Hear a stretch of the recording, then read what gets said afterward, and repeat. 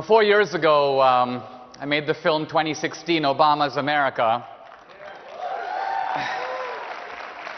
which kind of upset the thin-skinned narcissist in the White House. And so for a relatively minor campaign finance infraction, I was locked up overnight for 8 months in a federal confinement center. Now, I just mentioned that because I want to tell you that if that film got me 8 months in the slammer, this new movie is going to earn me life in prison.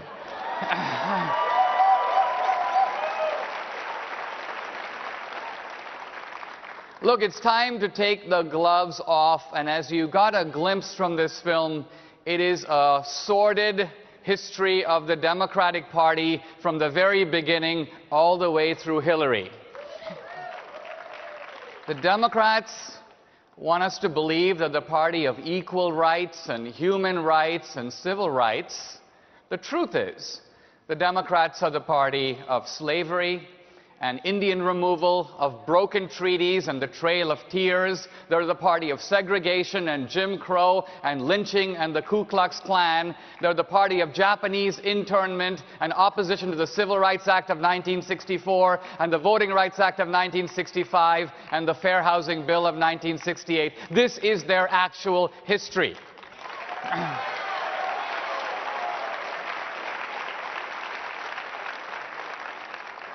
So what they do is they try to cover it up, and the way they try to cover it up is by blaming America. America did this and America did that, but the reality is that America didn't do it, the Democrats did. Now, another story from the Democrats is that they changed, that somehow recently they became enlightened and they became the good guys and the bad guys all became Republicans. This is the story of the so-called switch. But the truth of it is that there never was a switch. The Democrats are now the same as they always were. One thing I learned in the confinement center is that crime is about stealing. Lincoln understood that slavery is about stealing. He summarized the essence of slavery as, you work, I eat. Now, if you think about it, this concept of you work, I eat is still the center of the politics of the Democratic Party. They were playing plantation politics back then, and they're playing plantation politics right now.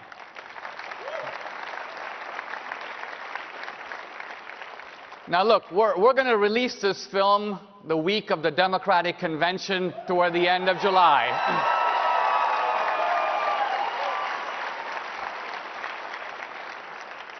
They're going to be telling the history that they want you to know, and we're going to be telling the story they don't want you to know. Here's how you can help us. Go see the film opening weekend. It's a little secret about movies that the fate of a film depends upon opening weekend. We'll open wide in 1,500 theaters. If we do well in opening weekend, we'll be in 2,000 theaters the next week. If we do poorly, we'll be in 1,100 theaters the next week. So if you want to know what can I do, for $10, you can put fuel in our rocket by bringing your friends together and going to see the movie when it opens. This is how you affect the politics of Hollywood.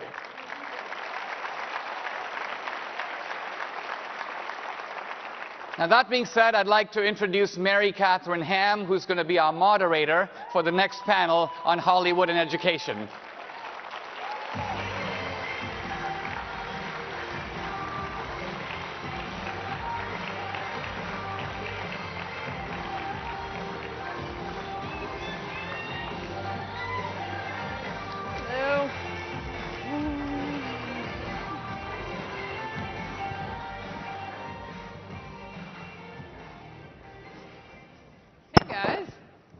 How's it going? Saturday of CPAC. I feel like things have changed for me since I first started coming here. Saturday of CPAC, I really used to maybe have a little hangover. And now I have 2 kids and I feel exactly the same. So, thank you for being here. I want to introduce our panelists for this panel on Hollywood, media, and education, the three strongholds of the left. We have Dinesh D'Souza, who you guys have met. Author and filmmaker. We have actress Cameron Goodman, who has appeared. Thanks, guys. She's appeared, among many other things, on Mad Men and Sons of Anarchy. And she studied economics at Georgetown, so she's pretty well-rounded.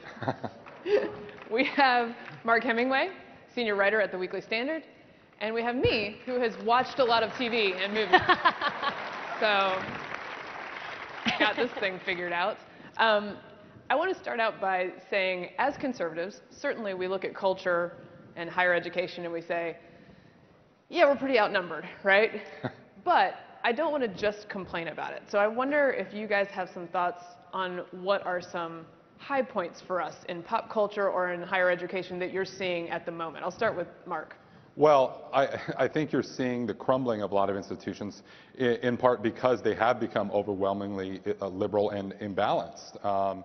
The liberal values that are being put forth in higher education are not, the classical liberal values that were once valued in higher education, and as a result, higher education is dependent on government, financing to even exist, and they're crumbling because their tuition is too high. So that's actually kind of a positive thing, with online educational tools and some great universities, non-traditional universities popping up like Hillsdale and other places. I think it's a real. I think that's a real positive sign that we're going to be looking toward a future where we get to rebuild some of these institutions.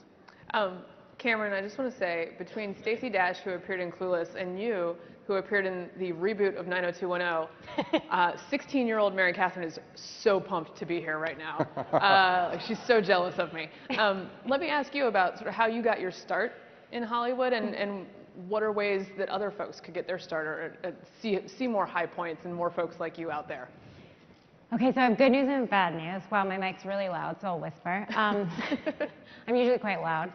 I was actually interning on Capitol Hill. I grew up in DC. I started interning when I was 12, and I loved it. And then at 19, I was like, well, I'm going to check out Hollywood. So I got in my car, I drove out to LA, and I started acting. And I think there's a big jump there, but the answer is Hollywood is not structured, so there's a million ways to get involved and get invested. Unfortunately for conservatives, there's no encouragement at all in that community, and you do feel stifled, and a lot of times you feel alone in that culture. But having been there, it's funny how much goes under the radar. Like, people find out you're conservative. Oh, you're a conservative? Oh my gosh, let's talk. Let's go have a coffee. And there's huge, tons of large communities of conservatives out there that kind of keep it on the DL because they know they have a lot to lose if people find out. And usually it's from your representation who won't put you out for those roles. You won't even get those opportunities. Or it might be from people who've already hired you for projects. They won't rehire you for the next season. I mean, there are huge penalties to being open about your conservative. Well, and Dinesh, you've sort of broken through. You've made your own films. You've done your own projects your own way. Tell us about how that process works and how you think it influences this. Well, I kind of got the idea for 2016 from Michael Moore. I mean, he had dropped Fahrenheit 9/11 into the middle of the 2000s. It's rare that you hear that on the CPAC stage. Well, I just thought if he can do it, I should be able to do it. But it is true that the only reason we were able to get in is we did it independently. We didn't work through a studio. We went to independent investors. It's a lot tougher for our side. Right. Think of a guy like Bill Maher. What does Bill Maher do? He stands up and tells jokes. That's all he does, and his only job is to get ratings. The left will do everything else for him, right? What do? I make movies, but I've got to raise money, I've got to prepare business plans, I've got to market the movies, I've got to create. So in other words, we have to do it from the beginning and from the ground up. It's a greater challenge, but that's because they dominate the industry. Right. Well, and I think, as Mark was saying, there are more opportunities now with Netflix distributing films and shows, and you can do a YouTube series if you want. These things, the barrier to entry is different than it was before.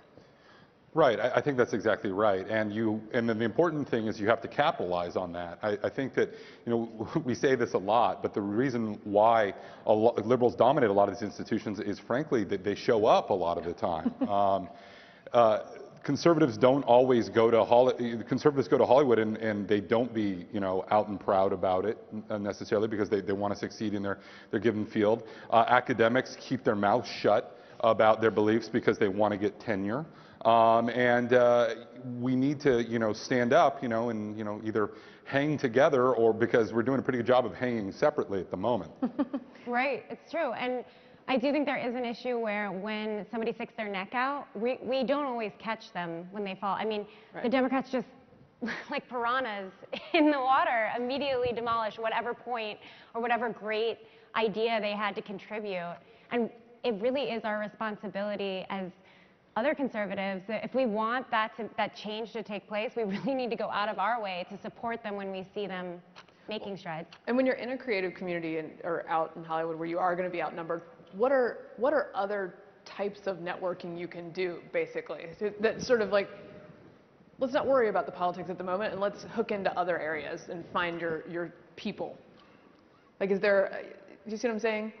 Like, I mean, I feel like the answer is go to church.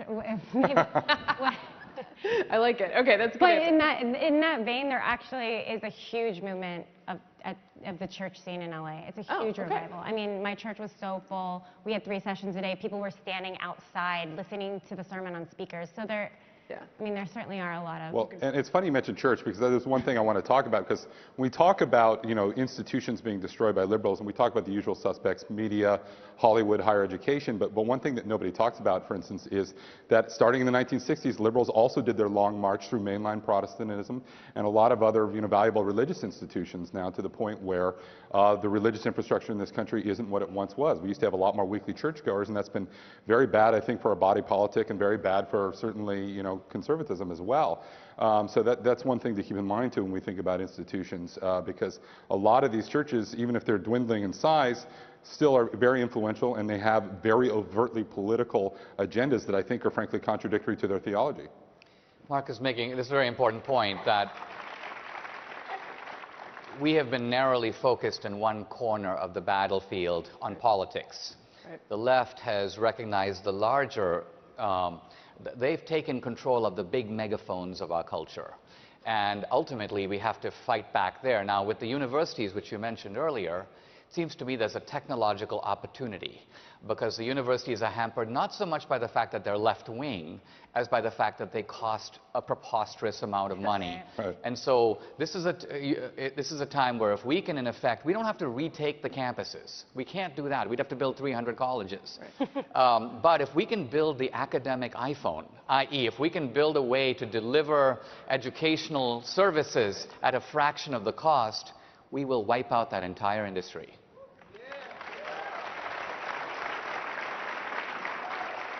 Yeah, I think you're right that as things modernize, we have the chance to make inroads here. I think another place where we have a chance to make inroads is, Hillary Clinton's running for president, and one of her positions is that she would like to just scrape off some of the First Amendment because some political speech is not cool with her, right? That's what they want to do.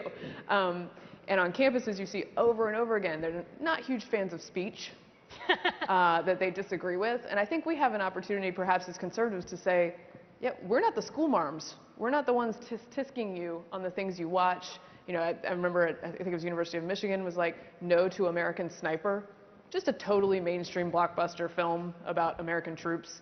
No big deal. I think we have an opportunity there. I wonder what you guys think about that.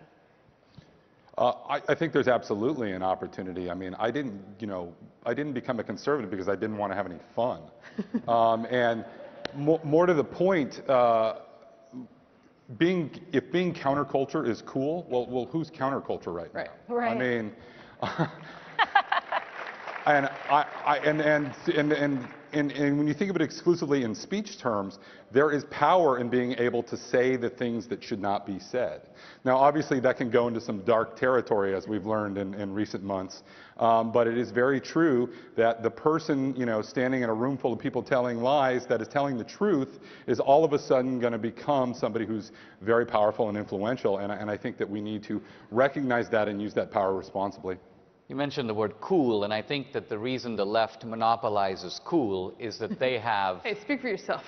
Well, I'm talking about in the public. I know, You know, you're exactly they've got Bill Maher, they've Yeah. got Jon Stewart, they've got Colbert. So we need some competition here, right? And so young people often say, well, when I graduate, what organization should I join? And that's important. But I think the better question is, what needs to be done?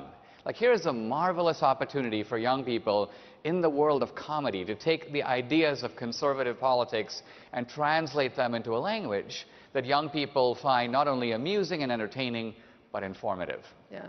Well, I think on the comedy front, you see various comedians coming out who are no conservatives saying, I don't do college campuses because these people are crazy and they decide that everything I say is offensive. Seinfeld has said that. Bill Maher has chimed in on this. Chris Rock, of course, has said it. And I actually quite enjoyed Chris Rock's Oscars monologue. Might not have let my kids watch it, but his Oscars monologue, because he struck at this outrage industry and said, hey guys, I know you wanted me to boycott, hashtag Oscars so white, but here I am, and I'm not going to spare anybody. And he actually didn't spare anybody. He actually went after the left a bit in that. And so it was refreshing to see that. And I think comedians are sort of canaries in the coal mine on this. They're saying, I can't do my craft anymore because everyone's offended all the time. Right. I think the saying is, you know, that we hear a lot is something's funny because it's true. And again, you know, I didn't necessarily become a conservative because I wanted to subscribe to some ideology and meet people at a convention hall.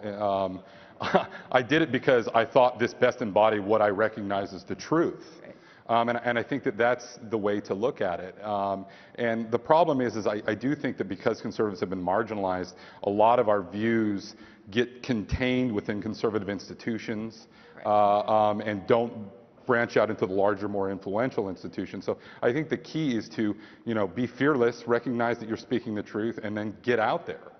To that point, Cameron, I just want to ask you, you're somebody who went to Hollywood and was just like, I'm doing this, I'm engaging, I'm getting in the culture here, and you've been successful at it. What are tips for other folks who, not just, I see a tendency a lot of times on Twitter, I joke about it, it's like, stick to the issues. I'll write about, you know, just something I watched on TV and people get upset with me. My take is like, I can't just stick to the issues. I need to talk about things that normal people talk about because politics is about reaching normal people. And so I have to pretend to be one sometimes. But what's your take on engaging versus sort of turning off the TV and tuning out? I have so many thoughts about this because I actually believe that most people that I encounter are reasonable people, even Democrats. So I'm not necessarily going into situations where they're screaming at me or really angry at me, but a lot of times what I'm recognizing is the heart of their argument, and then I need to change it so that they see the heart of our argument. So to put that more bluntly, you know, they want to make the world a better place. Great. Let's show them how voting Republican is making the world a better place. I'm on board with that. I think sometimes when we go into entertainment or movies from politics, a mistake that conservative and Christian movie makers make is they tend to look at movies as a form of messaging. Hey, Dinesh, make a movie on Obamacare. Yeah. Hey, Dinesh, expose what's going on at the border. Right. Now, no one goes to the movies for messaging. Right. You go to the movies for entertainment. Story, right. And so even Michael Moore, buffoon though he is, understands that. He makes movies that are entertaining. And that's why he's had a lot of success. I mean, you got to give it to the guy. Of the top 10 documentaries of all time, he has 5 in the top 10. Wow. Now, if you make a movie that is emotionally compelling and entertaining, you can do a whole lot of messaging and people will digest it very happily because the main objective of them going to the theater has been met. And that's the key to the success of our types of films. Oh, you mean you should just go and make good stories? Well, to italicize this point, the big guy in Hollywood is not Michael Moore, it's Steven Spielberg. The most powerful films are not documentaries, I hate to say. They're romantic comedies, they're horror films, animated films, thrillers. Ultimately, we've got to do that kind of stuff too because they tell their worldview through stories. And you know what else is interesting on that point is, and I do think by and large that we need more screenwriters, TV writers who are Christian, and we have some. They aren't as active, but you know, as they progress up the ranks in their own careers, we'll start to see more of their work. And actually, to be honest, on my end, I do see a lot more work that I would identify as Christian and following in my morals, which is so exciting, being in this industry. Yeah, please clap for that, because I do think it's amazing.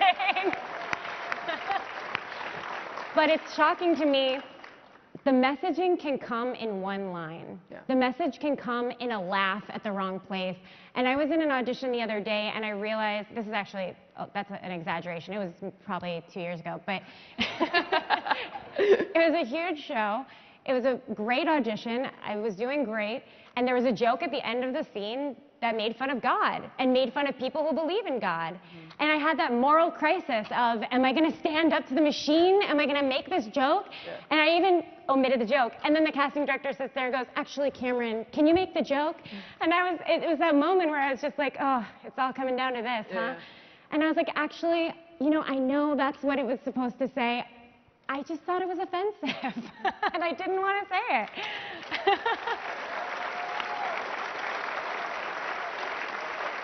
Yeah, that's a really tough call, and I appreciate y'all's point about entertainment versus messaging, and I think a perfect example of that we should all be very excited about at the moment is the Broadway play Hamilton. Yeah. Okay, this is definitely. I did get to see it. It was great, and I would say it lives up to the hype. But it also lives up to the hype for me as a conservative who loves the Founding Fathers. I mean, it almost felt like it was written for me. I was like, wait, a hip-hop rock opera about the Founding Fathers with a rap battle about the central bank debate. I'm just surprised everyone else likes it. But the beauty of this play, and it is like the hottest ticket anywhere, the beauty of this play is it is truly unironically a celebration of Alexander Hamilton, pulled himself up from his bootstraps, came from nothing, fought with just his brain, and got to the top of, you know, American society and really shaped this beautiful thing that we have. And it is serious about that message, but because it is built into all this pageantry and cool factor, and it is very cool, you get such an incredible story about these guys, and it doesn't have to be a bunch of liberal talking points throughout the whole thing. Well, I think that's key, and the culture is the vehicle where we can talk to each other about these important issues without, you know, everybody having labels and preconceived notions that, you know, preclude a lot of debate. Yeah. I mean, if people meet me and they know that I'm a conservative journalist, they very definitely treat me a certain way. But if I meet somebody in a bar and I start talking about, you know, how I like Coen Brothers movies and Sonic Youth first, then, you know, we're speaking the same language. Right. You know, and then they take my ideas a little more seriously than just thinking, oh, you know, there's that, you know, awful guy. Yeah. Right. I don't know why anybody would ever think that about me, but... I think the big shift that's happened in the last 10 years has been that conservatism for almost a generation was a critic of culture. Yeah. We would expose media bias, and we would expose Hollywood, and we'd spend a lot of time saying what they don't do. But we ignored the fact that they're controlling the real estate. It's their property. They can do whatever they want. It's their film, right? Now we've realized if we really want to be in the game, we have to make our films. Yeah. And there are very sneaky types of opportunities. If you want to make a deeply theological film, my advice to you is make a horror film. Because within horror, you can subsume the most profound theological themes, and you can be explicit about it. I saw recently this movie called The Conjuring. It's not a great movie, but it's about an exorcism. It's about a woman who's possessed, and the exorcist is trying to get the demon out, and her husband comes running in, and they grab the husband and fling him against the wall, and they scream at him, "We are fighting for her soul." This is a sort of profound Christian argument being made in the middle of a completely secular movie, and nobody's feathers are ruffled in the slightest because it's embedded in the story. I love that idea. I love horror movies, and Cameron, you will be my scream queen. Are you ready? Okay.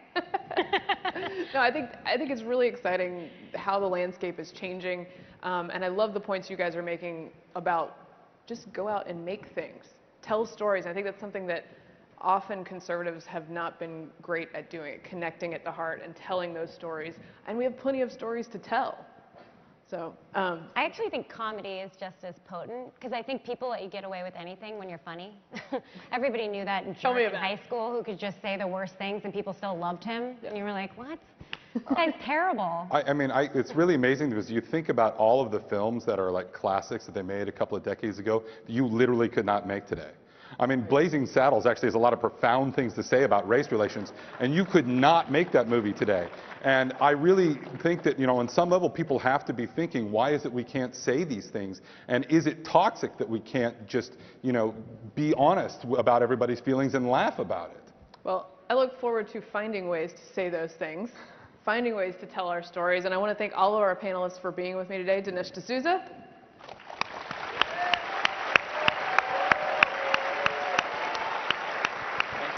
Cameron Goodman, who I'm going to look for now. Thanks, guys. Mark Hemingway. Thanks, guys. Thank you very much.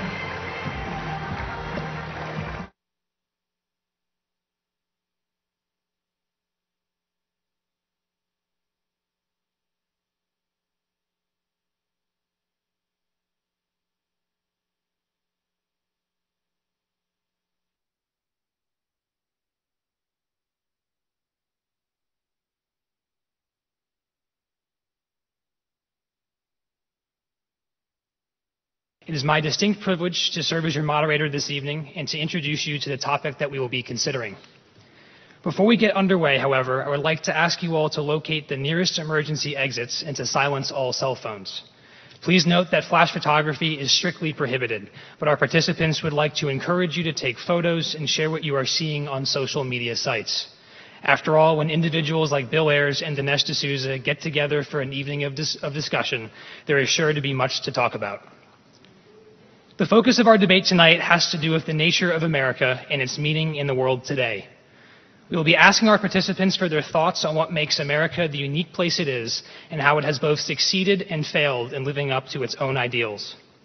The wording of the resolve has been left purposely vague.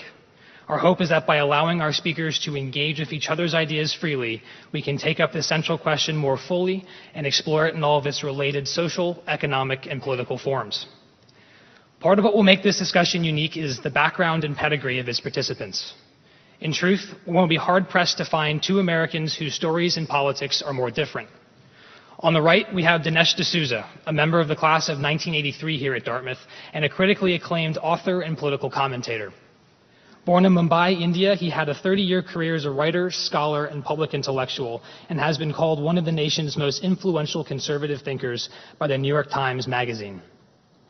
Since first bursting onto the political scene in the early 1990s, Mr. D'Souza has published 12 books, including What's So Great About America and Obama's America, The Unmaking of the American Dream. The latter of these works inspired the film 2016, Obama's America, which has since risen to become the second most successful political documentary of all time. On his left is Bill Ayers, one of the nation's premier theorists on elementary education and a former leader of the countercultural movement that opposed the Vietnam War. Born and raised in the Chicago area, he is perhaps best known for his involvement in the political activism of the 1960s and his leadership of the Weather Underground, a self-described communist revolutionary group that conducted a public bombing campaign in the 1970s. In the years since, Mr. Ayers has emerged as a leading public intellectual and has had a distinguished career as a professor of education at the University of Illinois at Chicago. He's also written extensively about social justice and has characterized education as an intellectual, ethical, and political enterprise. His most recent work, Public Enemy, was released in 2010 and describes his experiences and perspectives as an American dissident. To have two individuals of such distinction with us tonight is no small feat, and we owe their presence here to the tireless work of our sponsors and supporters. We would like to thank the Young America's Foundation for its active assistance in bringing these speakers to Dartmouth and for their generous financial support along the way. Their dedication to the ideals of liberty and the supporting apparatus of liberal debate will be displayed in full throughout the course of tonight's discussion. We would also like to acknowledge the contributions of the College Republicans and the College Libertarians, whose efforts on the ground in Hanover were instrumental in ensuring the debate could take place here. Finally, we want to thank the Dartmouth community for allowing us to host this debate on its campus. We are excited at the prospect of sharing the event with you and hope that tonight's constructive exchange of ideas can positively impact the nature of our own discussions long after the debate has ended. I would now like to turn the floor over to our first speaker, Mr. Bill Ayers. He will have 18 minutes to make his opening remarks, at which point in time, Mr. D'Souza will be given another 18 minutes to make his. Both speakers will then take 5 minutes each to rebut the other's points before we provide them with 10 minutes to ask questions directly of one another. The audience will then be invited to get involved in a discussion and ask questions at the microphones stationed at the front of each aisle. This Q&A session will continue for 30 minutes until the debate ends with a brief closing from each side. We ask that audience members reserve all of their questions for the time allotted and that they present their questions clearly and directly so as to give others around them a chance to speak as well. We hope that in making this event responsive to the issues that interest you the most, we can create an engaging evening of debate that will be as enjoyable as it is memorable.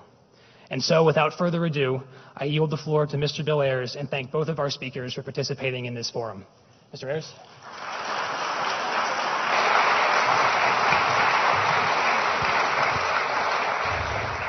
Thank you, Nick. Thank you, Dinesh. And thank you all for coming. This keeps being called a debate, but I don't know who the pro or the con is. So I take it as a discussion around a really interesting and lovely question. What's so great about America? And when a dialogue was first proposed to me on this expansive question, I immediately said, I think I'll make a list. Okay, let's see. On my what's great list, topping the list, I think, is Chicago. That's right, because it's my hometown and I know it well, and because it's one small piece in all its outsized and crazy complexity of America itself. The city of the big shoulders, the essential American metropolis. Chicago is one of the things that's so awesomely great about America. The musical, sure, the song and the film, the jungle and the house on Mongo Street, Augie March and Bigger Thomas, the Blues Brothers and the filmmaking Wachowski siblings, Jimmy Corrigan, the smartest kid on earth, and Studs Terkel's Division Street, Gwendolyn Brooks's Maud Martha and Lorraine Hansberry's A Raisin in the Sun, Nelson Algren, whose dazzling book-length love poem to Chicago is called City on the Make, once described Chicago rightly, I think, as a beautiful woman with a broken nose. He'd have said the same thing about America.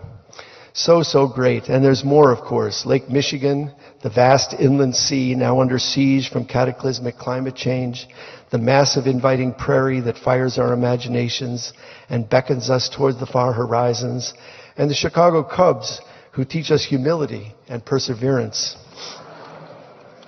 Whenever I've traveled abroad, and often inside the United States itself, the city's name tends to evoke a cliched response. For years it was, Al Capone, rat-a-tat-tat, and then, refreshingly, Michael Jordan, Michael Jordan. In Baku, someone asked me recently if I knew Oprah. Of course, I said, it's a small town, Chicago. But today, the universal reaction on hearing the name Chicago is a single word, Obama. Yes, Chicago is home to Barack Obama, the President of the United States, the first black president in U.S. history. During the heat of the primary battle in 2008, when asked which candidate he thought Martin Luther King Jr. would support, Senator Obama responded without hesitation. Reverend King would not likely endorse any of us, he said, because he'd be in the streets building a movement for justice. Undoubtedly true, and it raises a couple of interesting points. It tells us a little bit what we ought to be thinking about our own activity. One point it raises is that if you take even a brief glance at history, you recognize that it's building movements that changes things.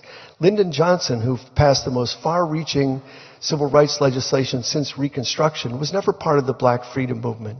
Franklin Roosevelt was never part of the labor movement, even though he passed incredible labor and social legislation.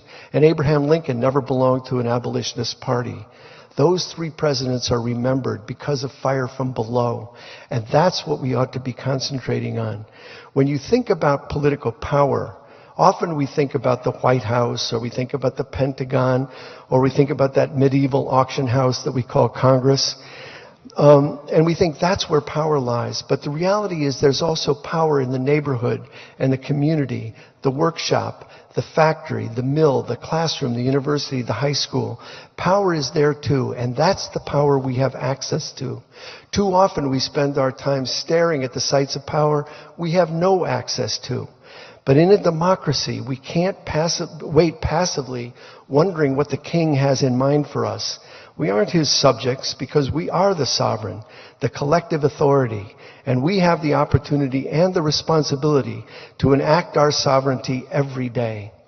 Chicago's Jane Addams acted out her citizenship responsibilities every day, and she's part of what's so great about America, too.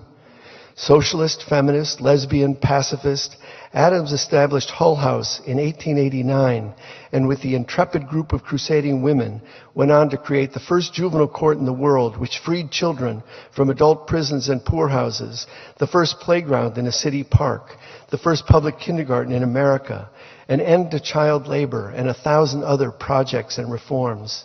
She argued that building communities of care and compassion required more than doing good, more than volunteerism, more than the beneficent but ultimately controlling stance of a Lady Bountiful. It required rather a radical oneness with others in distress, an identity of purpose with the wretched of the earth. When she opened her settlement house with her sister activists and lived there with an open, unlocked door in the heart of a poor immigrant neighborhood with families in crisis and need, she pushed herself to see the world through their eyes, and fighting for their humanity, achieved her own humanity as well. J. Edgar Hoover, the G-Man, Wizard of Oz-like public relations skills and political opportunism outstripped any putative crime-fighting abilities, had called Jane Addams the most dangerous woman in America shortly before she became the first American woman to win the Nobel Peace Prize. And 50 years later, still at the helm of his vast criminal enterprise known as the FBI, bestowed that same honor on my partner, Bernardine Dorn. That's possibly the only time he and I agreed. The most dangerous woman in America, indeed. There are today countless men and women sweating out Jane Addams' hopes, and Bernardine Dorn's hopes as well, all over America, naming situations and circumstances as unacceptable, working to repair deficiencies and to right wrongs, fighting for more peace and more democracy, more joy and more justice. These men and women propel themselves to act in solidarity with, not in service to, the people with whom they work. They are what's so great about America. And what else? My list contains multitudes. First, the spirit of democracy, the precious but fragile ideal that every human being is of incalculable value, endowed with certain inalienable rights. The faith in that ideal, using faith in the biblical sense of evidence of things unseen. A conviction that the people need no kings or queens, no rulers of any kind, and that we are quite capable of making the decisions that affect our lives. And indeed, that the people with the problems are also the people with the solutions. And that the wisdom and energy of ordinary people is our most precious reality. Second, the inspiration of liberty.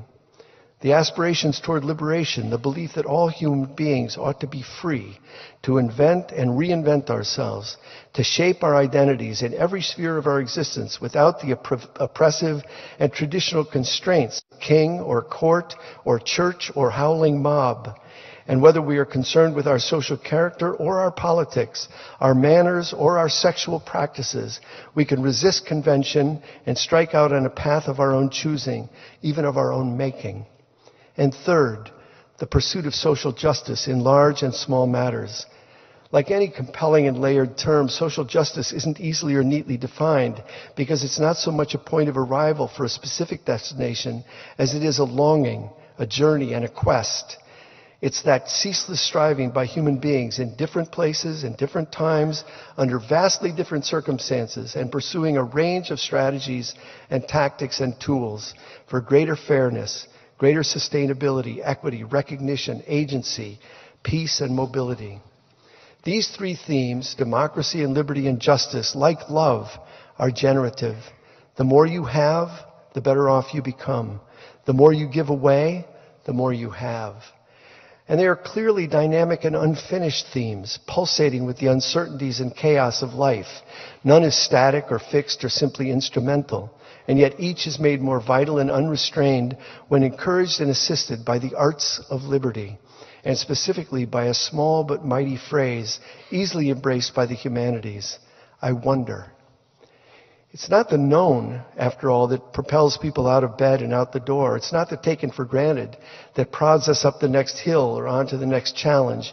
And it's not received wisdom, including all the deadly cliches of common sense, that pulls us forward and pushes us to create or to invent or to plant and build. No, the deep motivation at the core of our humanity, the powerful force driving toward enlightenment and liberation, is the vast and immense unknown. That's why that simple phrase, I wonder, is indispensable. It's where inspiration comes from, courage and vision and progress too, and revision and rethinking as well. I really don't know. As soon as you know something for sure, it becomes either boring or self-righteous, and it turns tedious or dogmatic pretty quickly. If you think all there is to know about a certain thing, then the fervor may still be there, but not the curiosity, not the drive. And at that point, the questions close down. The answers come too easily, and you become a threat to yourself and perhaps to others. There are zillions of Americans whose lives have soared on the wings of wonder. Einstein and Stravinsky and Said, Twain, Dickinson, Robeson, Chaplin, Whitman, Hughes, Hooks, Kelly, Baraka, Milk, the Marx Brothers, Woody Guthrie and Pete Seeger, Junot Diaz and Tommy Morello, just to name a few. In a free and democratic society, we learn to live with questions and in dialogue.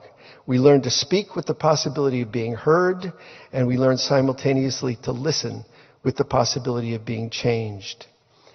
Remember the brief but famous dialogue in the form of two simple questions between Ralph Waldo Emerson and Henry David Thoreau, shouted over a prison wall not far from here. "What are you doing in there, Henry David?"